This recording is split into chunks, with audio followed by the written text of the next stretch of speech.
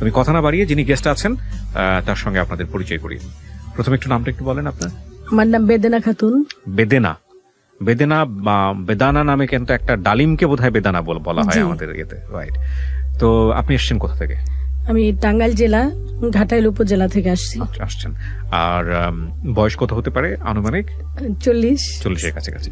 শুরু করুন। আপনি তো নিশ্চয়ই অনুষ্ঠানটা শোনেন, আপনি না শুনলে তো আর আসলে আমাদের এখানে আসার কথা না। কতদিন যাবত শোনেন, কত বছর যাবত শুনছেন? আমি ভাইয়া প্রায় 6 মাস যাবত শুনছেন। রেডিওতে শুনেছেন? রেডিওতে শুনেছি, আপনার ইউটিউবেও দেখেছেন। ঠিক আছে, তো শুরু করেন আপনি। আপনার জানা আছে নিশ্চয়ই, প্রথমে একেবারে ছোটবেলা থেকে যেখান থেকে বলতে চান। আমরা 5 বোন 1 ভাই। আপনার বাবা কি করেন? আমার বাবা প্রাথমিক বিদ্যালয়ের শিক্ষক ছিলেন। জি, প্রধান শিক্ষক ছিলেন। পঞ্চগড়ে ছিলেন। আপনাদের আদি বাড়ি কি পঞ্চগড়ে? জি না। তাহলে আমার আব্বা 1971 সালে যুদ্ধ করেন। যুদ্ধ করার সময় মানে তাকে 3 বার গুলি করার দেয়, মানে আলটিমেটাম দেয়। তাকে ওই গুলি করে মেরে ফেলবে, মুক্তিবাহিনীতে ছিলেন বিধায়। তারপর আমার দাদি আমার আব্বাকে বলে যে তুমি যদি আমার বুকের দুধ খেয়ে থাকো তাহলে তুমি এই দেশ থেকে চলে যাও। তারপর আমার বাবা পালিয়ে, মানে বোরকা পরে, ওই সময় বোরকা পরে আমার বাবা চলে যায় বাড়ির পিছন দিক থেকে। আমার দাদির আম্মার বোরকা পরে চলে যাওয়ার পর পঞ্চগড়ে জানুনি, যাওয়ার পর জমিরুদ্দিন ব্যারিস্টারের বাড়িতে আমাদের কোনো এক আত্মীয় ছিল নাকি আমার আব্বার ফ্রেন্ড ছিল, ওনাদের ওখানে আব্বা যায়। যাওয়ার পর উনি লজিং থাকেন, দীর্ঘদিন লজিং থাকার পর তারপর জমিরুদ্দিন ব্যারিস্টার বলেন, আব্বাকে অনেক ভালোবাসতেন, স্টুডেন্ট ভালো ছিলেন। তো পরে বলতেছে যে আমার আব্বার ডাকনাম ছিল বকুল, বললো যে বকুল তুই লজিং থাকতেছিস, তাহলে এইভাবে তোর জীবন কিভাবে চলবে? তুই তো বিয়ে করছিস, তাহলে কি করা যায়? পরে আমার আব্বা বললেন যে স্যার তাহলে এক কাজ করেন, একটা স্কুল করে দেন, আপনার বাড়িতে আর এতদিন কিভাবে থাকবো? পরে জমিরুদ্দিন ব্যারিস্টার সাহেব উনি একটা স্কুল করে দেন। স্কুলে আবার শিক্ষকতা পেশায় চাকরি করেন। চাকরি করার পর আমার আম্মাকে তারপর ওখানে নিয়ে যাওয়ার পর আমরা মানে একই আমরা 5টা বোন হই। তো আমার ভাই না থাকার কারণে আমার আব্বাকে 30 বছর আব্বার ওখানে ছিলেন, পঞ্চগড়ে ছিলেন। ভাই না হওয়ার পর আমার নানাও প্রাইমারি স্কুলের প্রধান শিক্ষক ছিলেন। সে দুঃখ প্রকাশ করলো যে 5টা মেয়ে, আমি আমার মেয়েকে কিভাবে দেশে রাখবো। আমার আব্বাকে ট্রান্সফার করে নিয়ে তারপর টাঙ্গাইলে চলে আসেন। তারপর আমার আব্বা এই দেশে চলে আসেন, আমার আম্মাকে আমরা চলে আসি। আসার পর থেকেই মানে আমরা তো 5 বোন, সবার চোখে দেখাও যায় যে 5টা মেয়ে, মাস্টারের 5টা মেয়ে, এগুলা কিভাবে কি করবে। তো বড় বোনকে যখন 5-এ পড়ে তখন বিয়ে দিয়ে দেয়। মানে সমাজ থেকে, বাড়ির থেকে, ফ্যামিলির থেকে বলে যে দায় সারা মানে কাজ করেন। তখন 5ম শ্রেণীতে পড়ে আমার ছোট বোনটাকে মানে এইভাবে বিয়ে দেন। তারপর আমার যে বড়, আমরা 2 বোন একত্র পড়ি, তো ও বোনটাকে 5ম শ্রেণীতে আমরা পাশ করলাম। ওই আমার ইমিডিয়েটলি বড় ভাই বোনটাকে বিয়ে দিয়ে দিলেন। তারপর সিরিয়ালে আমি থাকি। আমি থাকার পর আমার যখন আমি 9ম শ্রেণীতে পড়ি তখন আমাকে বিয়ে দেন। বিয়ে দেওয়ার পর আসলে বিয়ের জীবনটা যে আসলে জানতাম না যে বিয়ে হয়, এটাই বুঝতাম। আসলে তখন এতটা নির্বোধ ছিলাম, জীবনটা আসলে জীবন সম্পর্কে কিছু বুঝিনি। মানে বাবার সংসার খাইতাম, যদিও আমার বাবা প্রাথমিক বিদ্যালয়ে প্রধান শিক্ষক ছিলেন, অনেক আদর করতেন, বিশেষ করে আমাকে আমার আব্বা অনেক আদর করতেন। আমি ছাত্রী ভালো ছিলাম। আমি ওই 2 বোনকে বিয়ে দেওয়ার পর আমি সিরিয়ালে থাকি। তখন আমি 9ম শ্রেণীতে পড়ি এবং বাবা আপনাকে খুব ভালোবাসতেন। আমি আরবিতেও ভালো পড়ালেখা করছি, আরবিতেও। আমার নানা বলছিলেন যে আমাকে কোরআন তেলাওয়াত শিখাবে, 30 সিবার হাফেজ বানাবে। তো আমার আব্বা বললেন যে না, ওনাকে আমি ভালো স্টুডেন্ট, আমি ওনাকে মানে উচ্চ শিক্ষায় শিক্ষিত করব। তারপর 9ম শ্রেণীতে যখন যাই তখন আমার ফ্যামিলির থেকে একটা ভালো ছেলে পায়, ওনার একটা চাকরি হয় নৌ পরিবহনে। তারপর ওনাকে দিয়ে বিয়ে দিয়ে দেয় আমার চাচা। বিয়ে হয়ে গেল এক রাতারাতি। এটা একটা মজার গল্প আছে। মানে আমার যে স্বামী হন উনি, ওনার বাবা প্রাথমিক বিদ্যালয়ের শিক্ষক ছিলেন। তো আমার চাচা এবং আমার আব্বার সাথে ওনাদের সাথে একটা ঘনিষ্ঠতা ছিল। আমার স্টুডেন্ট ছিল আমার চাচার। পরে উনি বললেন যে তাহলে মেয়ে আছে, ছেলেটার চাকরি হয়ে গেল নৌ পরিবহনের, তাহলে আমরা একটা বিয়ে দিয়ে দিই। তারপর আমরা সিরিয়াল 3 জন বোন, আমার চাচাতো বোন, আমার নিচে আরো 2 বোন আছি, আমরা ছোট। তারপরে কথা আলোচনা করে বিকেল বেলা আলোচনা করে বিকেল বেলায় আমাকে যে শাড়ি কিনে দিবে বা মেহেদি দিবে, যে বিয়ের যে একটা মানে আনুষ্ঠানিকতা আছে, সে আনুষ্ঠানিকতা ছাড়াই আমাকে মানে বিকেল 4টায় মানে কাজে আনার পর বলতেছে যে কি ব্যাপার, মেয়ে নিয়ে আসেন, আমাকে মেয়ে দেখবো। আমি মেয়ে ছাড়া আমি বিয়ে পড়াবো না, আপনারা বিয়ে ঠিক করছেন, ঠিক আছে আমাকে মেয়ে নিয়ে আসেন। মেয়ে আমাকে নিচে নেওয়ার পর বলতেছে যে না, এই মেয়েতে বিয়ে দেওয়া যাবে না, আমি বিয়ে পড়াবো, আমি চলে যাই, আমার তো জেল খাটতে হবে, বয়স হয়নি। তার আমি এত মানে ছোট ছিলাম, দেখতে তো তখন একেবারে হালকা পাতলা ছিলাম।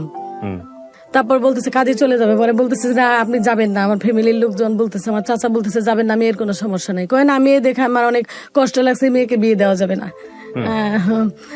এরকম মানে কথা বলতেছে। আমি কিছু বলি না, সামাজিকতা তখন তো আমরা অনেক বোকা ছিলাম, মানে আমাদের তখন একটা ইয়ের মধ্যে থাকতে হয়েছে, গণ্ডির ভিতরে থাকতে হয়েছে।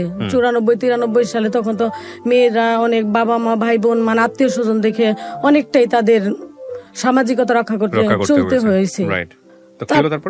তারপর ওইভাবে মানে উনি চলে যাবে কাজী, ফ্যামিলির থেকে পরে লোকজন আসলেন, গ্রামের 2-4 জন মাতাব্বর আসলেন, বললেন যে না সমস্যা নেই, আপনি বিয়ে পড়ান, মেয়ে তো আমাদের আমরা বুঝবো। পরে আমাকে ডেকে নিয়ে বললেন যে তুমি কিছু বলবা, তোমাকে বিয়ে দিচ্ছে। আমি যে সমস্যা নেই, বাবা মাই দিয়ে দিলে। বিয়ে বুঝতেন তখন ওই সময়টাতে? আমি কিছুই বুঝতাম না আসলে, যে বিয়ে হলে যে স্বামীর সংসারে যেতে হয়, যে মানে স্বামীর সঙ্গে সারা জীবন থাকতে হয়, এগুলি আমি বুঝতাম না, কিছুই বুঝতাম না। আমি শুধু স্কুলে যেতাম, সংসারে থাকতাম, কাজ করতাম বাবা মার সঙ্গে, এটুকুই আমার এই ধারণা ছিল। তারপর বিয়ে দেওয়ার পর ঘটনা হচ্ছে যে আমাকে বিকাল 4টায় আমার বিয়ে পড়ায়। শুধু এক আমার ভাবি আছেন, ওই ভাবি এসে বলতেছে যে তোর তো বিয়ে হচ্ছে, আয় তোরকে মেহেদি পড়াই, তো শাড়ি পড়াই, শাড়ি আনি নাই। মানে গ্রামের মহিলা আছে না, এই কথা শুনে যে আমার নাম বেদেনা বিয়ে হচ্ছে, বর আসছে, এরকম কথাবার্তা বলতেছে, লোকজন আসতেছে, আমাদের বিশাল বড় একটা বাড়ি।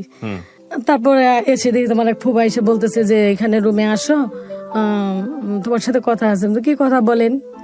আমার এক ভাবি আছে, জোর করে নিয়ে যায় গোসল করে, না একটু গোসল করাইতে হবে, ছোট মানুষ গোসল করাইতে হবে। পরে গোসল করাইলো, মানে আমার একটা পুরনো শাড়ি ছিল, পরে শাড়িটা নিয়ে দিল, পরে শাড়িটা পরলাম, একেবারে পাতলা, এই যে হাতের মুঠোই শাড়িটা, হাতের মুঠোই যে শাড়ি আসে, ওই শাড়িটা মুসলিম শাড়িটা ছিল, ওইটা নিয়ে গেলেন, পরে পরাই দিলেন, দেওয়ার পরে ঘরে নিয়ে গেল। পরে আমার ফুপা গেলেন, এক কাজে গেলেন, যায় উনি ওই যে যেগুলো বলা আর কি বিয়ের যে দোয়া দরুদ পাঠ করে বলতেছে কবুল বলো।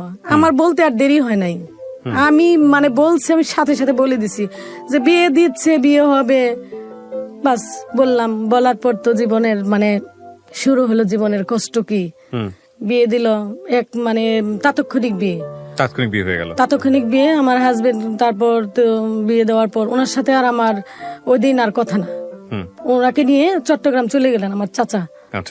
আমার চাচা চলে গেলেন, ওনার মেডিকেল আছে, নৌ পরিবহনের মেডিকেল, তো মেডিকেলে নিয়ে গেলেন। উনি আমার সাথে কিছু কথা বলে গেলেন না, জাস্ট বললো যে আমাকে তো যেতেই হচ্ছে আজকে, আচ্ছা ঠিক আছে, এই কথাই বলে উনি চলে গেল। চলে যাওয়ার পর 7 দিন পরে উনি আসলেন, আসার পর বলতেছে যে আমাদের ফ্যামিলিতে কেউ জানে না, এগুলি আসলে একটা আনুষ্ঠানিকতা আছে, আমার বাবার সাথে মানে ফ্যামিলি আত্মীয় স্বজন ওনাদের পক্ষ থেকে আমাদের পক্ষ থেকে সবাই কথা বলতেছে আর কি। বলার পর বলে যে আমরা একটা অনুষ্ঠান করবো। অনুষ্ঠান আর ওনারা করলেন না, 1 সপ্তাহ চলে গেল, অনুষ্ঠান করলেন না। পরে উনি আসলেন, আবার অনেক বুদ্ধিসম্পন্ন ছেলে মানুষ, তো বুঝতেই পারেন, ডিগ্রিতে পড়াশোনা করে, তারপর তাদের তো কমার্শিয়াল অনেক ব্রেন তাদের আছেই, থাকবেই স্বাভাবিক। 1 সপ্তাহ পর ওনার সাথে দেখা করার পর উনি চলে গেলেন, আবার সময় নিলেন, নেওয়ার পরে ওনারা একদিন আসলেন আমাদের বাড়িতে। ছেলে কি করতেন তখন? ওনার চাকরি হলো পরিবহনে। তার আগ পর্যন্ত উনি বেকারই ছিলেন। এরকম একটা ছেলের সঙ্গে আপনার বাবা বিয়ে দিয়ে দিলেন। আপনার বাবা স্কুল শিক্ষক ছিলেন, এবং এমন তো না যে আপনার কোনো স্ক্যান্ডাল ছিল বা কোনো ঝামেলা ছিল, এরকম তো কিছু না। তারপর বিয়ে দিয়ে দিল। হ্যাঁ, তখন বিয়ে দিয়ে দিল। ওনার নিয়োগ আমার চাকরি হলো আর কি। বিয়ের পরে সেটা হয়েছে না, যেদিন বিয়ে হলো ওই দিন ওনার চাকরিটা অ্যাপয়েন্টমেন্ট লেটার পেলেন। এটা কি মানে চাকরি কি আপনারাই কোনোভাবে দিয়েছিলেন, এরকম কোনো কিছু কি এখানে কোনো চেষ্টা ছিল ছেলেকে বিয়ে দিব, চাকরি দিয়ে দিব? জি, তারপর এভাবে বিয়ে হলো। তারপর শ্বশুর বাড়ির থেকে মানে লোকজন কয়েকজন আসলেন, আসে আমাকে উঠে নিবে, আমাকে পড়াশোনার যে একটা দায়িত্ব শ্বশুর বাড়ির থেকে নিবে। আমার আব্বার তো অবস্থা বুঝতেই পারছেন, আমার 5টা বোন, 1 ভাই, তো সংসার আমাদের অনেক বড় একটা সংসার বাবার বাড়িতে। তারপর শ্বশুর বাড়িতে আমার শ্বশুর এসে বললো আমি অনুষ্ঠান করতে পারবো না। বেশ কিছুদিন, 3 মাস পরে উনি এসে আমাকে নিয়ে গেলেন। 3 মাস পরে আসলো। এর মাঝে আমার শ্বশুর আসতেন, আমাকে আদর করতেন আমার শ্বশুর, বৌমা বলে ডাকতেন। তারপর আমি শ্বশুর বাড়িতে যাই। শ্বশুর বাড়িতে আমার দেবর, ভাসুর, এরা ফ্যামিলিতে আছেন, আমাকে পড়ালেখার দায়িত্ব শ্বশুর নিয়েছেন। নেওয়ার পর ওখানে যাওয়ার পর দেখা গেল যে আমাকে 3 বেলা রান্না করতে হয়, কাজ করতে হয়। মানে গ্রামের বাড়ি বুঝতেই পারেন যে কি পরিমাণ মশলা বাড়তি হয়েছে আমার অনেকগুলি। ঘর ঝাড়ু থেকে রান্না বান্না, মোছা, তারপর ওই কাজ যত আছে, মানে কাপড় ধোয়ার থেকে সমস্ত কাজ আমার করতে হয়েছে। সকাল মানে ভোরে উঠতে হয়েছে গ্রামের বাড়ি, মানে একটু লেট করে তো ওঠার সম্ভাবনা কখনোই ছিল না। রাতে আজানের সময় উঠতে হয়েছে, উঠার পর সারাদিন মানে কন্টিনিউ কাজ করতে হয়েছে। যদি আমি পড়াশোনার কথা বলতাম, দেখা যাইতো যে সবাই রাগ করতেন, কিসের পড়াশোনা, বউ মানুষ পড়াশোনা করতে হবে না, পড়াশোনা করে কি হবে। তখন আপনি ক্লাস 9-এ পড়ছেন? তখন আমি ক্লাস 9-এ পড়ি। রাত 10টা পর্যন্ত আমার ভাসুর বিজনেস করতো, আমি বসে থাকতাম। ভাসুর আসতো, দেবর বন্ধু বান্ধব নিয়ে আড্ডা দিত, মানে বিজনেস করতো। ওরা আসতো রাত 10টা 11টায়, অনেক সময় 12টা 1টা বেজে যাইতো, আমি বসে থাকতাম। হ্যাঁ, ব্যাঘাত ঘটতো। আমি হাজবেন্ডকে বলতাম যে কি ব্যাপার, আমাকে তো পড়াশোনা করতে হবে, আমি তো পড়াশোনা করবো, আমার বাবা পড়াশোনা করাবে বলছে, আমার শ্বশুর বলছে পড়াশোনা করাবে, আমাকে তো এখানে পড়াশোনা হচ্ছে না। শ্বশুর বাড়িতে দেখা যাইতো যে অনেক সময় মানে তাদের ভিতরে মানে একটা মানে ঝগড়া লাগতো, এদের পারিবারিক ভাবে ঝগড়া লেগে থাকতো। ওখানে দেখা যেত আমি 8-10 দিন থাকতাম, থাকার পর আবার বাবার বাড়িতে আসতাম। আসলেও দেখা যায় এখানেও আমার বিয়ে হয়ে গেছে, এখানেও আমার একটা সমস্যা, স্বামীকে নিয়ে থাকা। ওনার তখন ট্রেনিং হওয়ার কথা ছিল, তো ট্রেনিং আর শুরু হলে না বা স্থগিত। তো 6 মাস ওনাকে নিয়ে আমার বাবার বাড়ি থেকে কিছুদিন আবার থাকি দেখা যায় শ্বশুর বাড়িতে। শ্বশুর বাড়িতে গেলেও একই অবস্থা, ওখানে এসে শ্বশুর আমাকে নিয়ে যাওয়ার পর এরকম কাজ করতে হয়। মানে কাজ করার ক্ষেত্রে দেখা যায় যে আমি যদি আমার মানে একটু মনক্ষুণ্ণ হই, হাজবেন্ড বলে যে মনক্ষুণ্ণ হওয়া যাবে না, এখানে জীবন এটাই মানুষের জীবন। তো মানে আমি বলতাম যে বারবার আমার তো এটা জীবন না, আমি কেন আমাকে মানে বিয়ে দিল বাবা মা, আমার জীবনটাকে ফিরে, আগের জীবনটা আমাকে ফিরিয়ে দেওয়া হোক। আমার কথাই এটা ছিল, আমি হাজবেন্ডকে বারবার বলছি যে আমার আগের জীবনটা আমাকে ফিরিয়ে দেওয়া হোক, আমি পড়াশোনা করবো, আমি প্রতিষ্ঠিত হব। আমার এরকম ইচ্ছা ছিল। মানে একদিন আমার ননাস, তার নানি অসুস্থ, এদিকে আমার পরীক্ষা, এভাবে মানে কন্টিনিউ আমার চলতো। আমি রাত মানে 3টা পর্যন্ত পড়াশোনা করতাম। অনেক সময় দেখা যেত আমি যে 1টার সময় যাইতাম, যাওয়ার পর আমি আধা ঘন্টা ঘুম আসে, তখন তো নাই আমি সায়েন্সে পড়াশোনা করবো, আমার চিন্তা ছিল। পরে সায়েন্স নিলাম, নেওয়ার পর আমি তো রাত ভরে আধা ঘন্টা 1 ঘন্টা আমি ঘুম আসতাম। ঘুম পরে মানে আমার একটা মাথার মধ্যে টেনশন ছিল, সংসার আর একদিকে পড়াশোনা, আমার টেনশন ছিল যে আমাকে পড়াশোনা করে প্রতিষ্ঠিত হইতে হবে, যে যাই কিছু বলুক। তো ওভাবে পড়াশোনা করতাম, রাত ভর পড়াশোনা করতাম, দিনভর কাজ করতাম। কাজ করার পরে মাঝখানে আবার দেখা যেত যে ননদ এক কথা বলে যে বউ দিয়ে পড়াশোনা করাবো, দাদা ভাই বলে, দাদা ভাই পড়াশোনা করে, ভাইয়া কিছু করে না, সংসার এটা কে দেখবই, এভাবে কাজ না করলে কি হবে। তার ভাইয়ের সাথে তারা মানে ঝগড়া লাগাইতো, ওখানে মানে নাগাতার মানে বিশৃঙ্খলা তাদের মধ্যে যে লেগেই থাকতো। আবার ননাসে যদি আমি কোনো সময় যদি সমস্ত কাজ যদি আমি শেষ করে বলতাম যে আজকে এখন একটু গণিতে আমি একটা অধ্যায় দেখি, বসলে বই দেখলেই এরা মানে ননাসে বলতো যে কি ব্যাপার, তোর বউকে কি ব্যারিস্টারি পড়াশোনা করাবি, তোর বউ কি ম্যাজিস্ট্রেট হবে, এরকম কথা বলতেন। মানে ভাসুরেও মানে যদি পড়াশোনার কথা বলতো কিসের পড়াশোনা, বউ মানুষ পড়াশোনা করার দরকার নেই, এত পড়াশোনা করে কি হবে, বউ মানুষ কাজ করবে। আর আমি তো কাজের মানে এতটাই মানে কর্মী ছিলাম। আমার শাশুড়ি আমাকে আদর করতেন, বলতেন যে তুমি চেষ্টা করো, আমি তো পাচ্ছি না, এই সংসার কি করবো আমি জানি না, আমি কি করবো আমি জানি না। আমার শাশুড়ি এই কথা বলতো যে আমি শিক্ষিত ফ্যামিলির একটা মেয়ে আনছি, আনার পর এখানে এই সমস্যা, মানে কেউ মানে কোনো কিছু বলার ছিল না। হাজবেন্ড মানে সাপোর্ট করতো উনি মানে নিরুপায় ছিলেন, তখন বেকার অবস্থা, ওনার ট্রেনিং হওয়ার কথা ছিল, ট্রেনিং হলো না। ইতিমধ্যে আমার শাশুড়িটা মানে ওইভাবে মারা যান, স্ট্রোক করে মারা যান, মানে সংসার থেকে চলে যান, চিরবিদায় নেন। তারপর আসলো এর মধ্যে একটা ঘটনা ঘটে গেছে আমার জীবনে। আমার ছোট ভাই, আমার ছোট বোন, আমার এই দেবর, দুজনে কোর্ট ম্যারেজ করেন। আচ্ছা, কোর্ট ম্যারেজ করে বিয়ে করে, সেখানে আমার একটা জীবনের মানে দুর্ঘটনা ঘটে যায়। মানে কি আপনাকে ব্লেম দেওয়া হয়? হ্যাঁ, এখানে আমাকে ব্লেম দেয়নি, আমি জানি না ঘটনাটা। আমার বাবার বাড়ি থেকে আমার বোনটা পালিয়ে যায়। আমার বোনটা অনেক সুন্দরী, আমার দেবর আপনারই আপন বোন? আমারই আপন বোন। আপনার দেবর বিয়ে করে? আচ্ছা, আমি জানতাম না। সেখানে আমার অনেক মানে কষ্ট গেছে। আমি সংসারে বাবার বাড়ি যেতে পারি নাই, শ্বশুর বাড়িতে আমি এভাবে মানে কাজকর্ম করে যেতাম, এভাবে রাতভর পড়াশোনা করতাম যে আমাকে প্রতিষ্ঠিত হতেই হবে। এই বোনটাকে এভাবে মানে ওনারা বিয়ে করে, জানে ওনাদের ফ্যামিলি জানে, সবাই নিয়ে যাওয়ার পর আমি আর শ্বশুর বাড়িতে থাকতে পারলাম না। থাকবো, থাকার মতো পরিবেশ ছিল না ওখানে আমার। একদিকে বোন আমার বাবার বাড়িতে দোষারোপ করলেন, মানে প্রেম করে, মানে বিয়ে করলে তখন বাবার বাড়ি কাউকে ভালো লাগে না, শ্বশুর বাড়ি সবাইকে ভালো লাগে, এটাই কিন্তু স্বাভাবিক। আর আমার বোন আমার হাজবেন্ডের ছোট ভাইকে বিয়ে করলেন, আমার ফ্যামিলির থেকে অনেক ধরনের এটা সামাজিকতার অনেকটাই হেয় হয়ে গেছে। তখন আর আমি শ্বশুর বাড়িতে থাকতে পারলাম না, তখন চলে আসি বাবার বাড়িতে। বাবার বাড়িতেও থাকা সম্ভব হয়নি। আচ্ছা, দুই জায়গাতেই মানে একটা মানে এতটা মানে জীবনের মানে শুধু এই বোনকে কেন্দ্র করে শ্বশুর বাড়িও হারাতে হচ্ছে, নিজের বাপের বাড়িও হারাতে হচ্ছে। এখানে কিছু জিনিস মনে রাখবেন প্রিয় দর্শক এবং শ্রোতা, আমাদের বাঙালি সমাজে মেয়েদের কিন্তু এই কমপ্লেক্সিটি গুলো অনেক বেশি ফেস করতে হয়, অনেক বেশি ফেস করতে হয়। উনি বলতে গিয়ে যে ওনার গলা কাঁপছে, বা আপনারা রেডিওতে শুনছেন, আপনারা হয়তো অনেকেই রিলেট করতে পারবেন আমাদের আজকের এই বেদানার জীবন গল্পকে, অনেক ভদ্রমহিলাই হয়তো রিলেট করতে পারবেন। কিন্তু তারপরও বেদানার এই সহজ সরল জীবন গল্পটা কেন জীবনের গল্প অনুষ্ঠানে কিভাবে উপস্থাপিত হচ্ছে সেটা জানতে হলে আপনাদেরকে শেষ পর্যন্ত মনোযোগ দিয়ে শুনতে হবে। আমার বোন জানতেন যে আমার শ্বশুর বাড়ির অনেক সমস্যা, জানতেন, জানার পরও সে এই কাজটা করেছে, আমার দেবরের সাথে এইভাবে বিয়ে করেন। তখন আর আমি নিঃস্ব, শ্বশুর বাড়ি থাকতে পারি না, বাবার বাড়ি থাকতে পারি না, যাবোটা কোথায়? আমার বাবা বললেন যে মেয়ে মানুষ এসবই সংসারেই থাকতে হবে।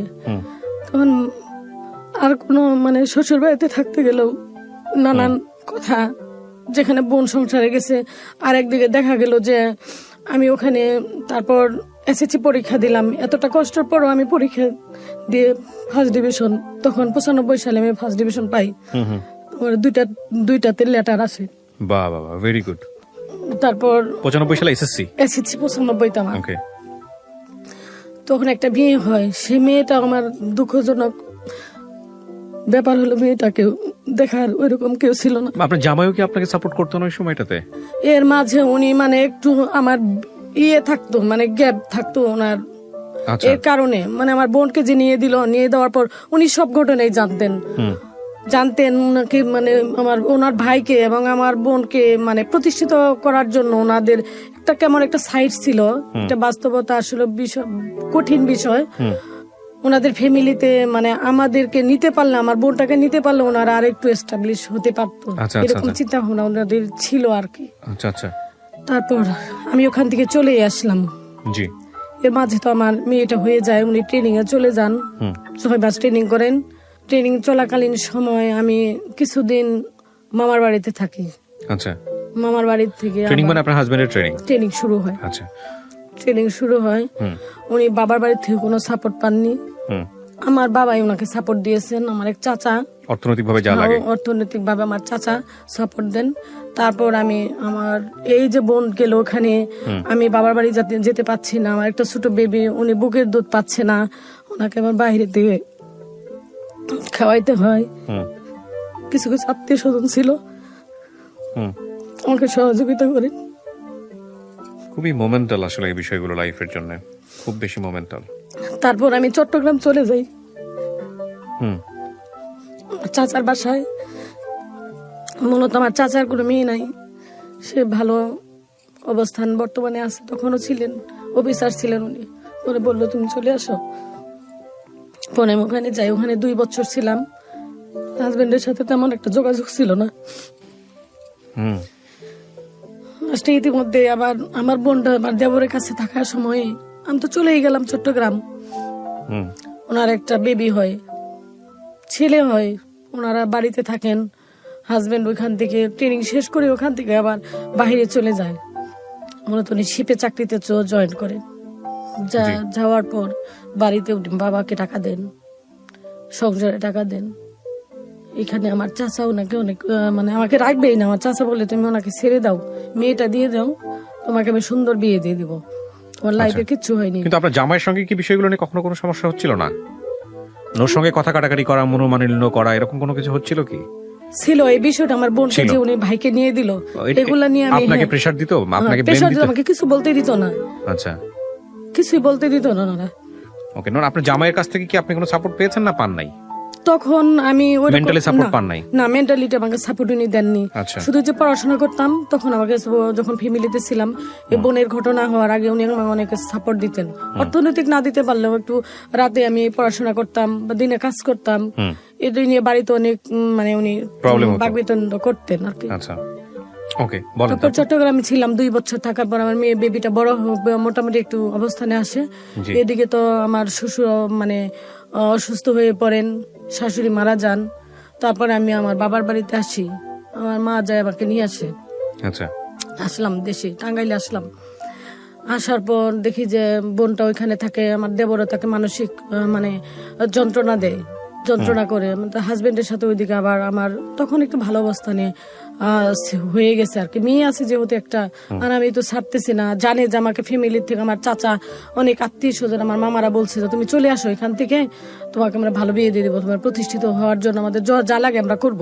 কিন্তু আমি বলছি যে মেয়েদের বিয়ে তো একটাই, আর জীবন তো একটাই, আমার একটা মেয়ে হয়েছে, থাক আমি না হয় মানুষের বাসায় কাজ করেই খাবো, তবু আমি আমার জীবনটাকে আমি একক ভাবেই কাটাবো। উনিও আস্তে আস্তে নিজের এইটা বুঝতে পারছে। পরে যখন টাঙ্গাইলে আসি, বাবার বাড়িতে আসার পর দেখি যে আমার বোনের অবস্থাও তেমন ভালো না, দেবর কিছু করে না, উনিও মানে দুষ্ট প্রকৃতির লোকজনের সাথে তার সঙ্গ। আমার হাজবেন্ড টাকা দেয়, ওই টাকা নিয়ে এসে চলে ফিরে। তার মধ্যে একটা ছেলে হয়েছে, সেই ছেলেটাও অসুস্থ হয়। আমি বাবার বাড়ি থেকে পরে আমাকে আত্মীয় স্বজন এসে আমার শ্বশুর বাড়িতে নিয়ে যান। নিয়ে যাওয়ার পর কিছুদিন থাকার পর দেখা গেল যে এরা ভাই বোন সবাই একাত্র থাকে। আমার শ্বশুর পেনশনের টাকাগুলো, সমস্ত টাকাগুলো আমার ভাসুর নিয়ে খরচ করছে। সমস্ত টাকাই আমার শ্বশুরের পেনশনের টাকা আমার ভাসুর খরচ করেন। খরচ করার পর সে ওই টাকা দিয়ে ফ্যামিলির কিছু কিছু সাপোর্ট দেন, আর টাকা দিয়ে সে মানে তার মতো করে সে চলে। তারপর ওখানে থাকি, আমি শ্বশুর বাড়িতে আমি নিয়ে যাওয়ার পর ওখান থেকে থাকা শুরু করলাম। আবার থাকার পর দেখা যায় ভাই বোনরা আবার এরা মানে ঝগড়া বিবাদ সৃষ্টি করার পর ওখানে ভাসুর আর থাকতে দিবে না, কাউকে থাকতে দিবে না, সে একাই বাড়িতে থাকবে বলতে আমার ভাসুর আমার শ্বশুরের কাছে সমস্ত সম্পত্তি লিখে নিচ্ছে। তারপর ঘরে দিয়ে দিল তালা। কোথায় যাব এখন? দেবরকে বলি তাহলে কোথায় যাবো, আমাকে নিয়ে আসলা। ছোট বোনকে বললি যে জীবনের লাইফটা আমাকেও নষ্ট করে দিলি, তুইও তো নষ্ট হয়ে গেলি। এখন একটা বেবি হয়েছে, তুই কি করবি? আমার একটা মেয়ে হয়েছে, আমি এখন কি করব বল। তারপর আমি সেই গ্রাম থেকে আবার চলে যাই শহরে, যাই একটা বাসা নিয়ে থাকা শুরু করি। তখন দেখা যায় যে ওই দেবর ছোট বোনের সাথে নিয়তেই ঝগড়া করে, কি করবে বেকার। আমার হাজবেন্ড কিছু কিছু টাকা দেয়, মাসে 5,000 টাকা দিয়ে আমাদের বাসা ভাড়া দেই, 2,000 টাকা, আর দিয়ে 3,000 টাকা দিয়ে আমরা চলি। বাবার বাড়ি থেকে ধান নেই, চাল নেই, এটা সেটা আমার আম্মা পাঠিয়ে দেয়, বা এসে নেই। থাকা শুরু করলাম, থাকতে থাকতে দেখা গেলো যে দেবরকে আবার বিদেশ পাঠিয়ে দিলাম। বিদেশ দিয়ে দিলাম।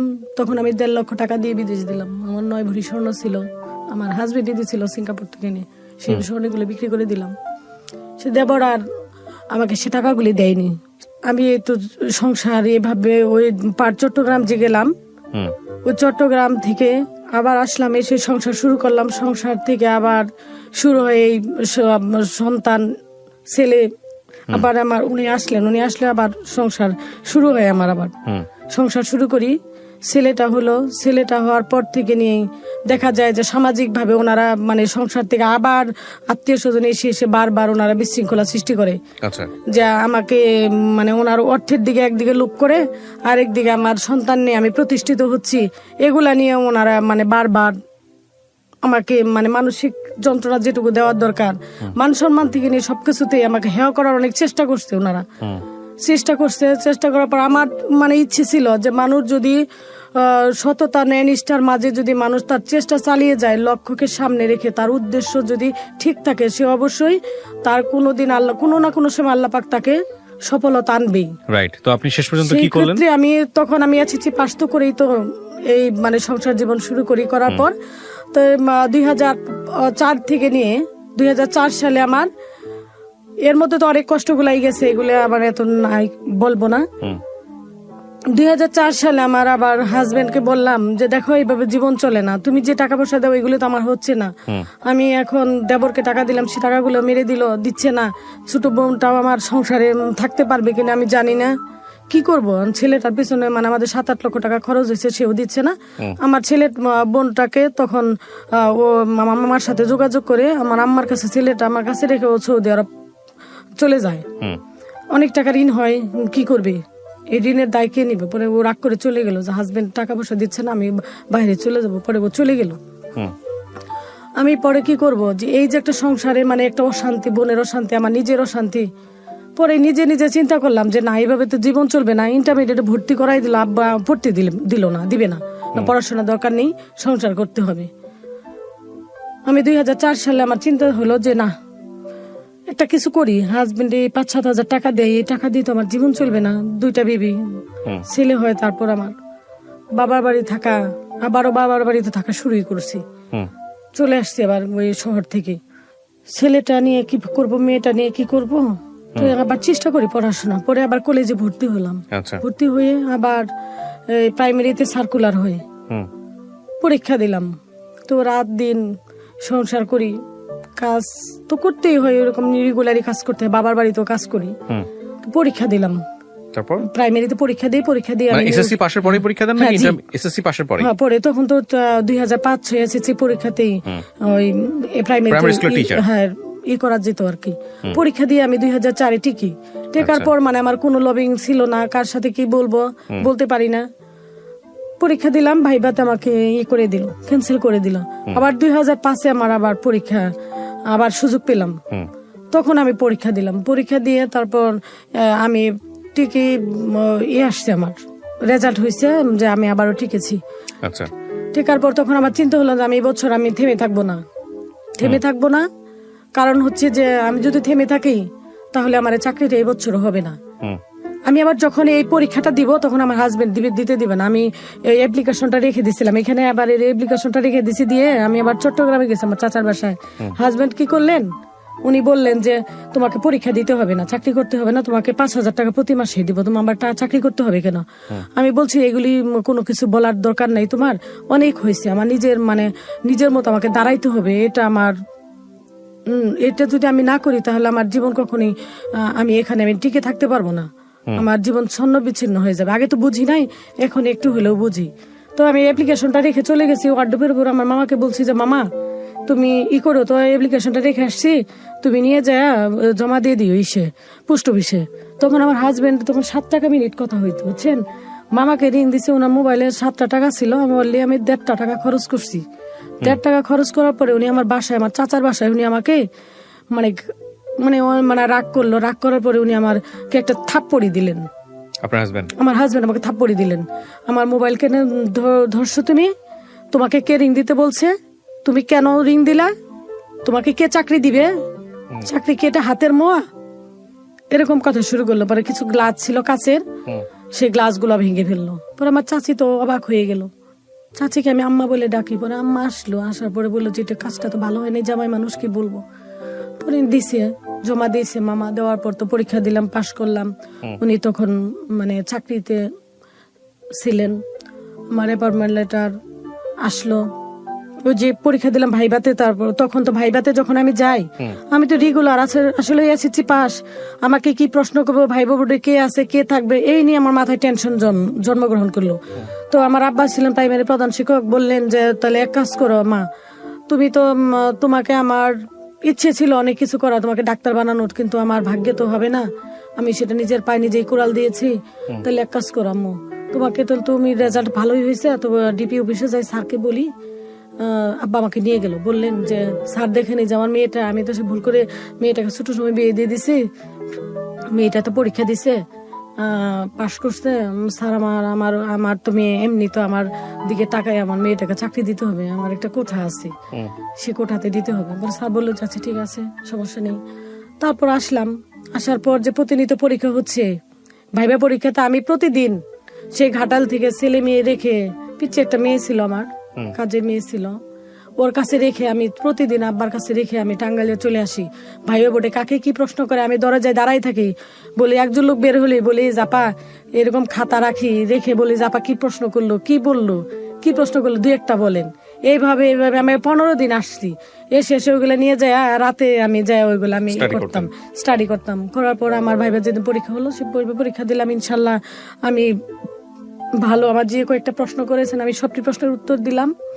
দেওয়ার পর রেজাল্ট হলো, আমি পাশ করলাম। তবে এলাকাতে মানুষ অনেকেই অনেক ধরনের কথা বলতো যে আমি কেন টাঙ্গাইলে যাই, কি ব্যাপার আমাকে নিয়ে, মানে একটা মানুষের যে একটা মন্তব্য সৃষ্টি হলো। তো সবাই জানতো না যে আমি আসলে কি কাজে যাচ্ছি। আমার চাচারাও মানে একটা মানে আলোচনা করতো, কেন ও যায়, স্বামী থাকে না কাছে, কি ব্যাপার, কি ঘটনা। পরে যখন শুনলো যে ঘাটাইলে যখন রেজাল্ট হলো, মানে হওয়ার পর সবাই মানে অবাক, আমার নাম আসছে, অনেকের নাম আসবো, অনেকেই মানে এমপি, মন্ত্রী, সচিব, এদের চাকরি হবে, অমুকের চাকরি হবে, তমুকের চাকরি হবে। একটা মেয়ের চাকরি হবে ঘাটাইল থানার, সে মেয়েটার নাম নিয়ে মানে অনেক কিছু আলোচনা আগেই হয়েছে, কিন্তু আমার নাম কেউ জানতো না। হওয়ার পর দেখি যে সকালবেলা রেজাল্ট হয়েছে, দেখি যে লোকজন আমার বাসায় এসে মানে হাজির। আমি কি ব্যাপার, বলতেছে যে আপনার তো প্রাইমারিতে চাকরি হয়েছে। আমি যে তাই নাকি, আমি তো আশ্চর্য হয়ে গেছি, কয়ে আপনি জানেন না?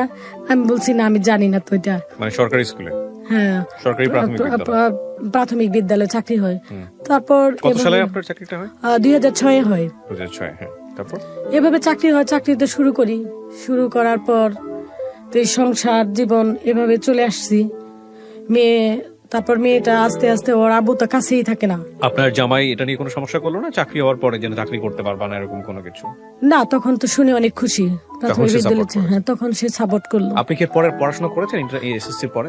জি, এসএসসির পর আমি ইন্টারমিডিয়েট পাস করি ঘাটাল জিপিজি বিশ্ববিদ্যালয় থেকে, উন্মুক্ত বিশ্ববিদ্যালয় থেকে বিএসএস কমপ্লিট করেছি। আচ্ছা, মানে এরপর আপনি এখনো শিক্ষক আছেন? জি, এখনো শিক্ষক আছি। কোথায় শিক্ষকতা করছেন? আমি গারট্ট সরকারি প্রাথমিক বিদ্যালয়ের সহকারী শিক্ষক। তো আপনি গল্পটা কেন বললেন রেডিওতে? থাকে না যে কারণে বলতে এসেছি বা এরকম কোনো কিছু? গল্পটা বলতে আসছি যে আমি যে এত কষ্টের মাঝে যে আমি এই পর্যন্ত আসছি, আমি এই যে শিক্ষকতা করতেছি, তার মাঝে আমি এই সংসার জীবনে ছেলে মেয়ে কে নিয়ে আমি এককভাবে সংসার চালিয়ে আসছি। মেয়ে আমার বিবিএ পড়তেছে বগুড়া একটা কলেজে, আর আমার ছেলে এখন বর্তমানে তেজগাঁ কলেজ ইন্টারমিডিয়েট ফার্স্ট ইয়ারে। না, সেটা ঠিক আছে, আপনার ছেলের মেয়ের সাকসেস আছে, কিন্তু আপনি আপনার গল্পটা কেন বললেন? আমার গল্প বললাম এজন্য যে আমি তো আমার বিয়ের জীবন থেকে নিয়ে মানে বাল্য বিবাহ, যেটা বলে বাল্য বিবাহ হয়, সেখানে আমি সংসার জীবনে যে অনেক ঘাত প্রতিঘাত আমি ওভারকাম করে আবার মাঝে এসে আমি পড়াশোনা চালিয়ে এই একটা গভর্নমেন্ট সার্ভিস নেওয়া। বিষয়টা হচ্ছে এরকম যে আপনি যদি পারেন তাহলে আরো সব মেয়েদেরকেও পারা উচিত, বিষয়টা আসলে তাই।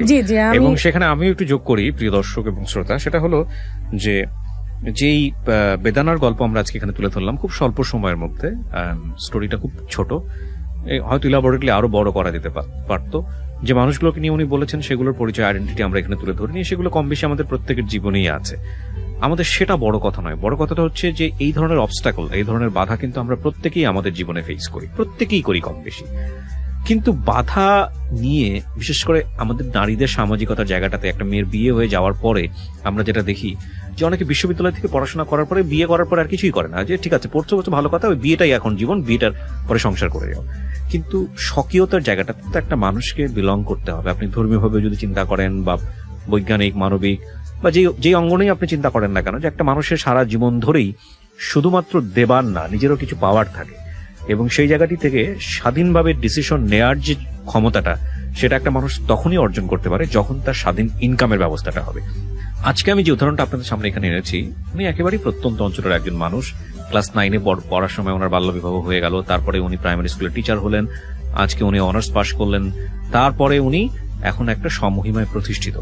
তো আমি এই কথাটা এই কারণেই বলেছি যে গ্রামের অনেক মেয়েরাই আছেন যারা এইভাবে অনেক সময় বাধ্য হয়ে এরকম একটা সংসারে এরকম বিরূপ পরিস্থিতির মুখে পড়েন, তারপরেও জীবনে সফলতা আনা সম্ভব, তারপরেও ঘুরে দাঁড়ানো সম্ভব, শুধুমাত্র মনোবলটা যেন অটুট থাকে, শুধুমাত্র নিজেকে গিভ আপ যেন আপনি না করেন, যে না আমাকে জীবনে একটাই পৌঁছাতে হলে আমাকে পরিশ্রম করতে হবে, ধৈর্য ধরে এগিয়ে যেতে হবে। So that is the thing. আমরা এই অনুষ্ঠানের মাধ্যমে বেদানা আপনাকে ধন্যবাদ জানাই যে আপনি টাঙ্গাইল থেকে এসছেন, টাঙ্গাইল থেকে এসে আপনি হলো এই গল্পগুলো আজকে কষ্ট করে হলেও লাখ লাখ মানুষকে শোনার ব্যবস্থা করলেন। আমরা তুমি কথা না বাড়িয়ে যিনি গেস্ট আছেন তার সঙ্গে আপনাদের পরিচয় করি। প্রথমে একটু নামটা একটু বলেন আপনার। আমার নাম বেদানা খাতুন। বেদানা বা বেদানা নামে কিন্তু একটা ডালিমকে বোধহয় বেদানা বলা হয় আমাদের ইয়েতে, রাইট? তো আপনি এসছেন কোথা থেকে? আমি টাঙ্গাইল জেলা ঘাটাইল উপজেলা থেকে আসছেন। আর বয়স কত হতে পারে আনুমানিক? 40-এর কাছাকাছি। শুরু করুন। আপনি তো নিশ্চয়ই অনুষ্ঠানটা শোনেন, আপনি না শুনলে তো আর আসলে আমাদের এখানে আসার কথা না। কতদিন যাবত শোনেন, কত বছর যাবত শুনছেন? আমি ভাইয়া প্রায় 6 মাস যাবত শুনছেন। রেডিওতে শুনেছেন? রেডিওতে শুনেছি, আপনার ইউটিউবেও দেখেছেন। ঠিক আছে, তো শুরু করেন আপনি। আপনার জানা আছে নিশ্চয়ই, প্রথমে একেবারে ছোটবেলা থেকে যেখান থেকে বলতে চান। আমরা 5 বোন, 1 ভাই। আপনার বাবা কি করেন? আমার বাবা প্রাথমিক বিদ্যালয়ের শিক্ষক ছিলেন। জি, প্রধান শিক্ষক ছিলেন। পঞ্চগড়ে ছিলেন। পঞ্চগড়ে ছিলেন। আপনাদের আদি বাড়ি কি পঞ্চগড়ে? জি না।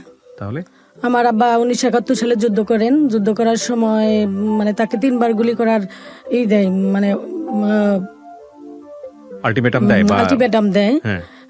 তাকে ওই গুলি করে মেরে ফেলবে, মুক্তি বাহিনীতে ছিলেন বিধায়। তারপর আমার দাদি আমার আব্বাকে বলে যে তুমি যদি আমার বুকের দুধ খাইয়ে থাকো তাহলে তুমি এই দেশ থেকে চলে যাও। তারপর আমার বাবা পালিয়ে, মানে বোরকা পরে, ওই সময় বোরকা পরে আমার বাবা চলে যায় বাড়ির পিছন দিক থেকে। আমার দাদির আম্মার বোরকা পরে চলে যায়।